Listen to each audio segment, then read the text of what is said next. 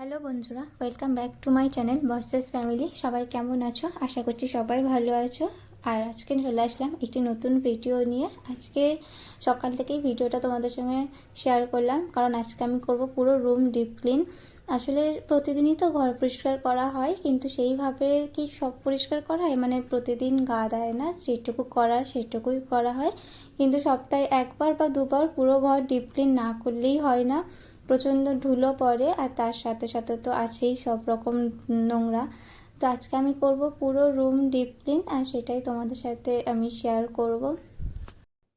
তো সেই জন্যই ঘুম থেকে উঠেই দেখো কাজে লেগে পড়েছি। প্রথমে করব বিছানাগুলো পরিষ্কার। দুটো বিছানা তো প্রতিদিনই তোলা হয়, একটা বিছানা প্রতিদিন তোলা হয় না, কারণ ওই ঘরে থাকি না, আমরা এই ঘরটাতেই থাকি, আর এই বিছানাটাই প্রতিদিন তুলতে হয়। তো এই বিছানাটা আবারও টান টান করছি, কিছুতেই বিছানা টান টান থাকে না। যতই টান টান করি এ তো থাকেই না, আবার বসবো ঘেটে যাবে। তো খুব বিরক্ত লাগে বিছানা যদি টান টান না থাকে। তারপরে চলে গেলাম রান্নাঘরে। রান্নাঘরটা পরিষ্কার করতে হবে। আসলে রান্নাঘরের এই যে টাইলসগুলো দেখছো, এগুলো প্রায় প্রতিদিনই পরিষ্কার করতে হয়।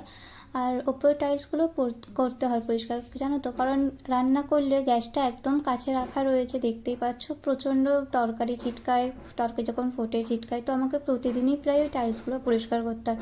আর রান্নাঘরটা আমার খুব একটা বড় না, তাই কষ্ট তেমন একটা হয় না প্রতিদিন পরিষ্কার করতে। ছোট রান্নাঘর, আর প্রতিদিন সেই জন্যই বেশি করে পরিষ্কার রাখতে হয়। ছোটো জায়গায় এদিক ওদিক হলেই নোংরা নোংরা হয়ে যায়। তো তারপরে আমি গ্যাসটা পরিষ্কার করে নিচ্ছি। গ্যাসের ওভেনটা তো মারাত্মক নোংরা হয় প্রতিদিন, কারণ আমি ভাত বসাবার পর আমি কিছু সময়ের জন্য ভুলেই যাই যে ভাত বসিয়েছি, আর গ্যাসের ওপর ফ্যান পড়ে যায়। তো এইগুলো আমার সঙ্গে ডেইলি হতে থাকে। সেই জন্য গ্যাসের ওভেন আমাকে প্রতিদিনই পরিষ্কার করতে হয়। গেলাম বাসন মাজতে। সকালে রান্না করার কিছু বাসন পড়েছিল, রাতের বাসন রাতেই মেজে নিই। সকালে এগুলো যত বাসনগুলো দেখছো সব সকালে রান্না হয়েছে, সেই বাসনগুলোই পড়েছে, তো সেইগুলোই এখন মাজছি।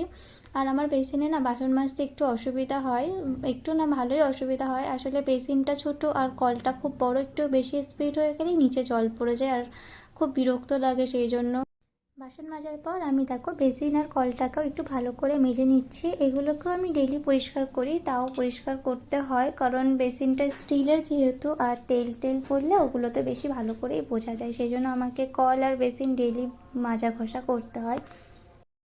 ফাইনালি রান্নাঘর ডিপ ক্লিন করে নিয়েছি। এবার আমি চলে যাব একটু ঘরের ঝুল ঝাড়তে। আমি ঘরের দিকে বেশি নজর দিচ্ছি না বলে কয়েকদিন ধরেই দেখছি মাকড়সাগুলো ভালোই পেয়ে বসেছে, ঘরের এদিক ওদিক করে ভালোই ঝুল করে দিয়েছে। আগের দিন রাতেই আমার বর বলছিল যে এই কোণে কোণে দেখো ঝুল হয়েছে, একটু ঝেড়ে দিও তো। তাই জন্য আমি চলে আসলাম আজকে সেই ঝুলটা ঝাড়তে। ঝুল ঝাড়তে ঝাড়তে দেখি ঘর পুরো অন্ধকার হয়ে গেল। বাইরে বেরিয়ে দেখি আকাশ পুরো কালো হয়ে গেছে, আর তারপরেই আসলো ঝমঝম করে এক ঝাপটা বৃষ্টি। বেশ ভালো লাগছিল বৃষ্টিটা হতে, আর ঠান্ডা ঠান্ডা ওয়েদার হয়ে গেল। সেই জন্য আমার কাজ করতেও আরও বেশি ভালো লাগছিল, গরম লাগছিল যেহেতু কাজ করতে। আর দেখো আমি ঘরটাও এবার মুছে নিলাম, আর ঘর মুছেই চলে গেলাম চান করতে। চান করে চলে আসলাম। এবার যাব ঠাকুর পুজো করতে। ঠাকুর পুজো দেওয়ার পর বাকি কাজ। ঠাকুর পুজো দেওয়ার আগে এই যে ঠাকুরদান পরিষ্কার করা বা ঠাকুরের মেঝেটা পরিষ্কার করা, এটা কিন্তু আমার প্রতিদিনেরই কাজ। এটা আমাকে প্রতিদিনই চান করে এসে করতে হয়। আর কোনো দিন আমার বর যেদিন পুজো করে তো সেদিন ও করে দেয়।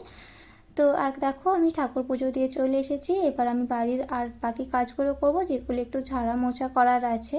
তো ডাইনিং টেবিলটা আমাকে প্রতিদিন মুছতে হয়, যেহেতু ওর ওপরে আমরা খাই, তো সেটাকে আরেকবারও মুছে নিলাম কলিং দিয়ে। আর তারপরে এয়ার ফ্রায়ারটাকে মুছে নিচ্ছি। তারপর এয়ার ফ্রায়ারটাকে মুছে নেওয়ার পর একটু সুইচ বোর্ডগুলোকেও মুছে নিচ্ছি, কারণ সুইচ বোর্ডগুলোও বেশ ভালোই ধুলো পড়েছে দেখছিলাম। সেই জন্য আর এই রান্নাঘরের সুইচ বোর্ডটা একটু বেশিই নোংরা হয়, কারণ আমার বর মশলা করতে করতে বারবার সুইচ বোর্ডে হাত দিয়ে দেয়। তো সেই জন্য আমাকে একটু সুইচ বোর্ডটা আজকে পরিষ্কার করতেই হলো। আর সবগুলোই করেছি ঘরের সুইচ বোর্ডগুলো পরিষ্কার। আর তারপর চলে আসলাম একটু টিভি ক্যাবিনেটটা পরিষ্কার করতে। এই টিভি ক্যাবিনেটটা কিন্তু নতুন লাগানো হয়েছে। তোমরা আগে যারা আমার বর্ষা ব্লগস চ্যানেলটাই দেখেছিলে, একটা ডেইলি ব্লগ শেয়ার করেছিলাম, সেখানে কিন্তু এই টিভি ক্যাবিনেটটা ছিল না। একটা ছোট টেবিল রাখা ছিল, যেটা এখন বড় ঘরের মধ্যে রাখা হয়, আর এটা আমরা নতুন লাগিয়েছি। আর তোমাদের ওই মোমবাতিগুলো দেখাচ্ছিলাম, ওগুলো ইলেকট্রিক মোমবাতি আর কি, সুইচে চলে। তো দেখাচ্ছিলাম কি সুন্দর লাইট চলে। তো আমার কাছে 4টে ছিল, দুটো দুটো জায়ের মেয়েকে দিয়েছি আর এই দুটো আমি রেখে দিয়েছি, আমার খুব পছন্দের ওই দুটো মোমবাতি। তো দেখো তারপরে আমি চলে আসলাম ফ্রিজটা পরিষ্কার করতে। আর ফ্রিজের কথা কি বলবো তোমাদের, প্রতিদিনই এই খসাটা আমাকে ঘষতেই হয়, কারণ হাত দিলেই ওতে হাতের ছাপ, আর আমার বর এসে হাত দেয় বা আমি হাত দিই, যেই হাত দিই হাতের ছাপ লেগে যায়। তো ফ্রিজ একদমই এক্সট্রা করে কিছু বলার নেই।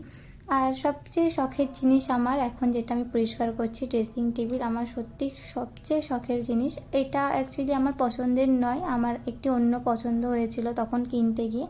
তো সেই সময় বাজেট ছিল না বলে আর কি করা যাবে, ওটা নিয়েছি। আর ওটা নিয়ে একদিকে ভালোই হয়েছে, আমার খাটের পাশের জায়গাটুকু গ্যাপ হয়ে গেছে। ওটা নিলে আর যেটা পছন্দ হয়েছিল যদি ওটা নিতাম তো তো একটু বড় হয়ে যেত, এই জায়গাটায় ধরতো না, তো অন্য জায়গায় রাখার ব্যবস্থা করতে হতো। তারপর শোকেসটাও একটু পরিষ্কার করে নিচ্ছি, আর পাশে আলমারিটাও পরিষ্কার করে নেব একটু কলিং দিয়ে। একটু ধুলো পড়েছে হালকা হালকা দেখতে পাচ্ছি, সেই জন্য পরিষ্কার করে নিচ্ছি। আর ঘরের জিনিস পরিষ্কার থাকলে তো মন এমনিই ভালো থাকে, সুস্থ থাকে, ঘরের প্রত্যেকটা জিনিস যদি পরিষ্কার থাকে। তো দেখো ফাইনালি আমার ঘরের কিন্তু সব কাজ মোছামুছি কাচাকাচি হয়ে গেছে। এবার আমি দুটো খেতে বসেছি। আর খেতে খেতে আমি শাশুড়ির সাথে একটু গল্প করছিলাম, ফোন করেছিল আর বলছিল কী রান্না হয়েছে। তো আমি বলছিলাম পনির রান্না হয়েছে, ডাল হয়েছে আর একটা ভাজা হয়েছে। আর আমার পনির ভালো লাগে না, আমি সেটাই ওনাকে বলছিলাম। তো শাশুড়ি মা বলছিল আমার এত ভালো লাগে পনির আর তোমার ভালো লাগে না। তো সত্যিই আমার পনির একটুও ভালো লাগে না। আর খাওয়া দাওয়ার পর দুপুর একটু ঘুমিয়ে নিলাম, তারপরে বিকেলবেলা একটু টক কিছু খেতে ইচ্ছা করছিল। তো কী খাই একটুখানি আম কেটে নিয়ে আম নুন মাখিয়ে দেখো খাচ্ছিলাম। আর তারপরে যাব এখন সন্ধ্যা দিতে, সন্ধে দিয়ে নিয়ে রাতের রান্না যেগুলো করা আছে পনির ডাল ভাজা ওগুলো একটু গরম করে নেবো। আর ভাতও করা আছে তো সেগুলোও একটু গরম।